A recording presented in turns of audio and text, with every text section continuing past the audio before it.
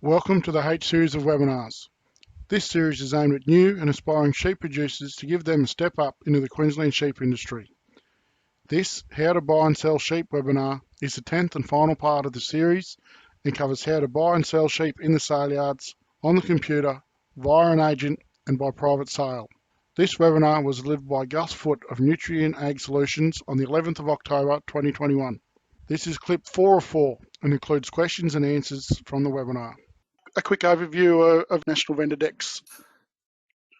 Yes, Jed. So, National Vendor Decks, they're a must. You have to, every time you send truck on, every time livestock leave your property, you have to have an NVD, National Vendor Declaration, with them.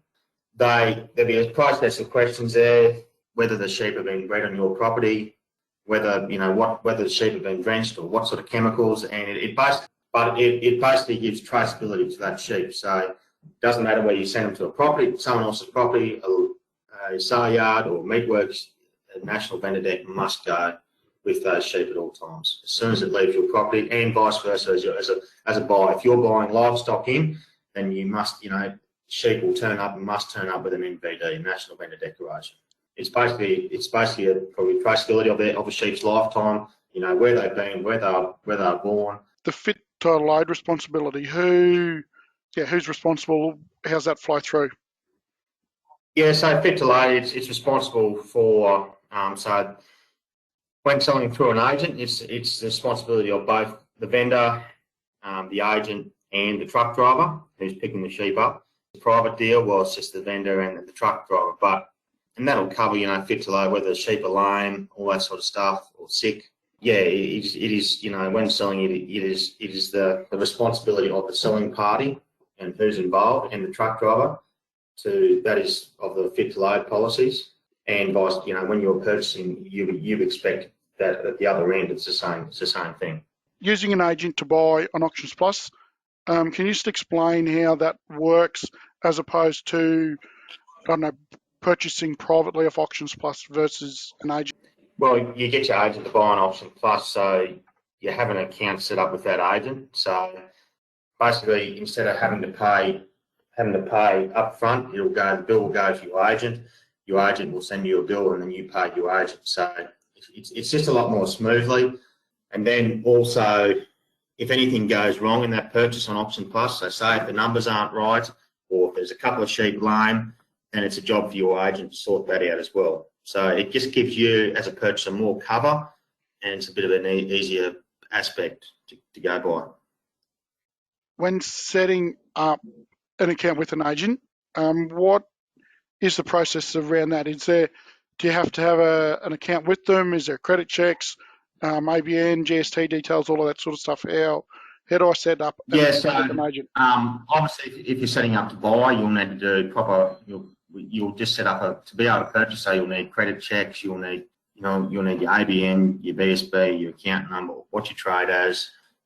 Credit checks for sure, because you are purchasing stock. So your agent is having to put the money up front to buy stock. So he's going to check the possible you out and make sure that you are who you are and that sort of stuff. So that it's a lengthy. It's a pretty detailed to set up an account to be able to purchase, but once it does, it's relatively easy. I'll ask this one and we'll see how it goes. So the question is, who's responsible for transfers on the NLIS database if purchased through Auctions Plus? It's a little bit different with cattle with the NLIS database, mate. Yeah, please. No, that'll be your vendors, your purchaser who buys them. But it's very different with states too, because Queensland's not advanced with your sheep as New South Wales and Victoria, but it'll be up to your agent and your purchaser to do that transfer then. Yep. So with Auctions Plus, it's the purchaser. Yeah, it'll be the purchaser. Yeah. Purchaser. Yep. Would you recommend getting a sheep health declaration as well as an NVD when you purchase sheep? Yes, I would. Particularly coming from different states. With Auction Plus, it always comes up the option. It is that the purchaser has to ask for a health deck, but I would. It's just it just covers everything. If they've had what what they've been given, or if they haven't been given anything, and it just covers, and right down to the last thing what they've had. So I would ask for a health deck. Well, I see a health deck. It's similar to an NVD, but it's all about what area they've been in. It's particularly about, have they been in an area, Yanis disease area or anything like that? Have they come out of have they been given any vaccinations or any drenches or anything like that? Are there any withholding periods on that? So, if you buy lambs and then send them to the meatworks in a month's time, well, you know that whether you can or you can't, if they've been drenched with a 90-day withholding period drench. It's all about what they've been given, what's gone down their throat, and particularly, coming out of some areas, Yanis disease area, whether they've been treated or, and all that sort of stuff. That's what a health deck covers. Thank you for watching this short clip. For more information, please visit www.bleedingsheep.com.au.